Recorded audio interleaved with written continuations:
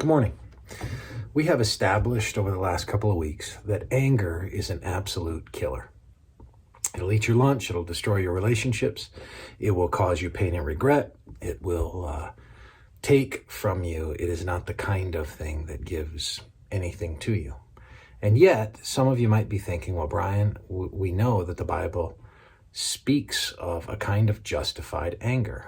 We see Jesus act out in a way with the Pharisees, with the religious leaders and the merchants, particularly those money changers at the temple, and how he engages them, and he brings out the whip, literally, and drives them out of the temple.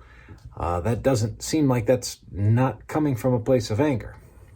We see in Ephesians 4, verse 26, be angry and do not sin. Do not let the sun go down on your anger. Well, be angry and do not sin kind of implies, right, that you could be angry and not sin.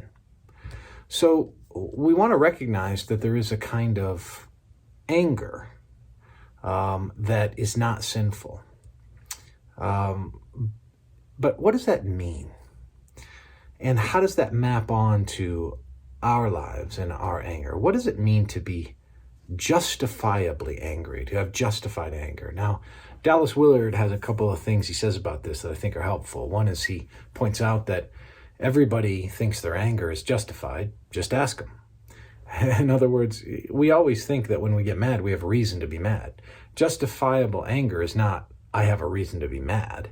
It's not, I can argue and create a kind of justification for my anger. It's rather that my anger is just. So how is my anger just? Well, it's this.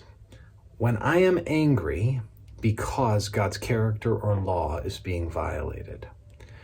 Now that might show up in me being angry about someone else being harmed, and my anger is not in that way about something to do with me or something about my agenda, but it's actually about God's law or character being violated in this world.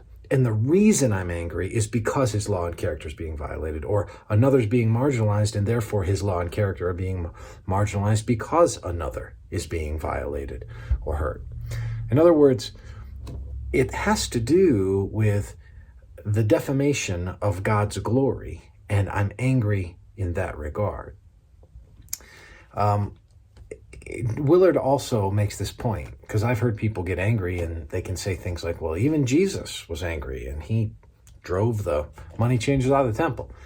Willard has a great point. He said, I think I can trust Jesus' character to handle that kind of anger. I'm not sure I'm ready to trust mine. That's a pretty important caution. Before we are quick to justify our anger, we need to understand what justifiable anger is. And so remember, it's anger that is just. And anger that is just is when I am angry because God's law or character. And that's really the motive for my anger.